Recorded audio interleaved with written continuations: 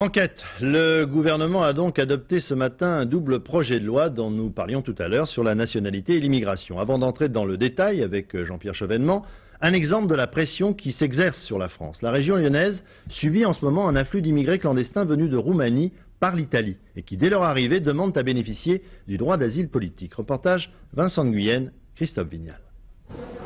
Quelque part en périphérie de Lyon, une maison squattée. Notre guide, Liviu, un tzigane de Roumanie, le seul qui ici parle le français. Ça, c'est un familion. La mère, les grands-mères, les papas, les enfants et les petits, tous ensemble. En tout, ils sont une cinquantaine venus de Craiova ou Timisoara. Ils disent avoir fui la pauvreté et le racisme qui les frappent en Roumanie.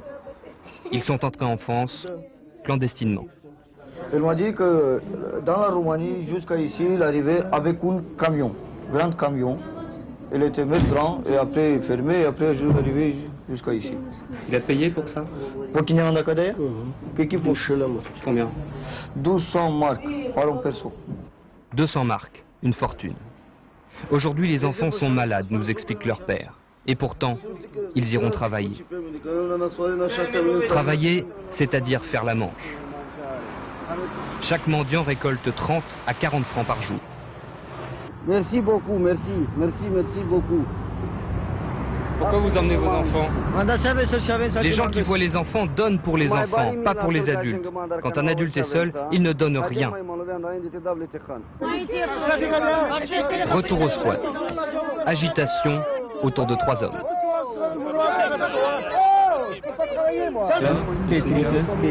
Qu'est-ce que vous faites? Là, on est en train de faire un recensement des personnes qui sont dans ce squat qui doit fermer dans les 48 heures, disons, pour pouvoir prévoir le relogement de toutes les personnes qui sont là.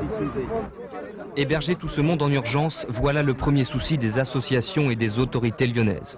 Une centaine de tziganes sont déjà logés dans ce foyer Sonacotra. Il faut trouver d'autres toits. Autre urgence, oui, autre difficulté.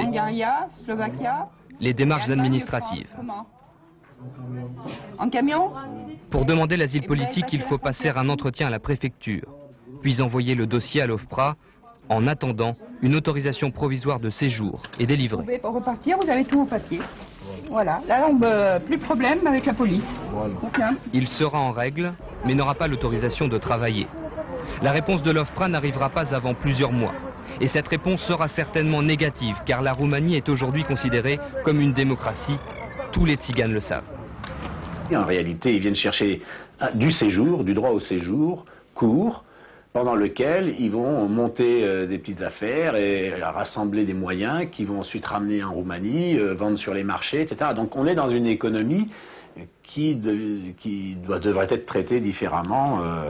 Et la Roumanie, je rappelle, c'est à 36 heures de voiture. Donc si vous voulez, on ne se défend pas de ce mouvement-là seulement avec des textes et des déclarations. Aussi, pour cette association, le seul moyen d'endiguer le flux migratoire est d'apporter de l'aide aux tziganes, oui, mais en Roumanie avant tout. Alors. Monsieur Chevènement, bonsoir.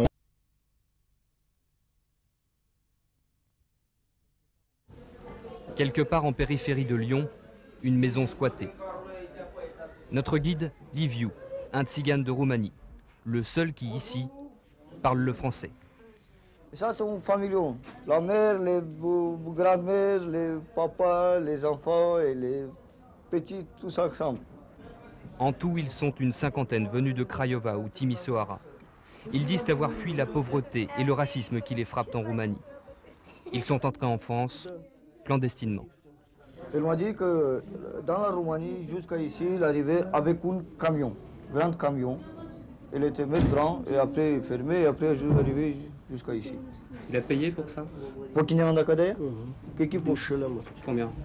1200 marques par un perso. 200 marques, une fortune. Aujourd'hui, les enfants sont malades, nous explique leur père. Et pourtant, ils iront travailler. Travailler, c'est-à-dire faire la manche. Chaque mendiant récolte 30 à 40 francs par jour.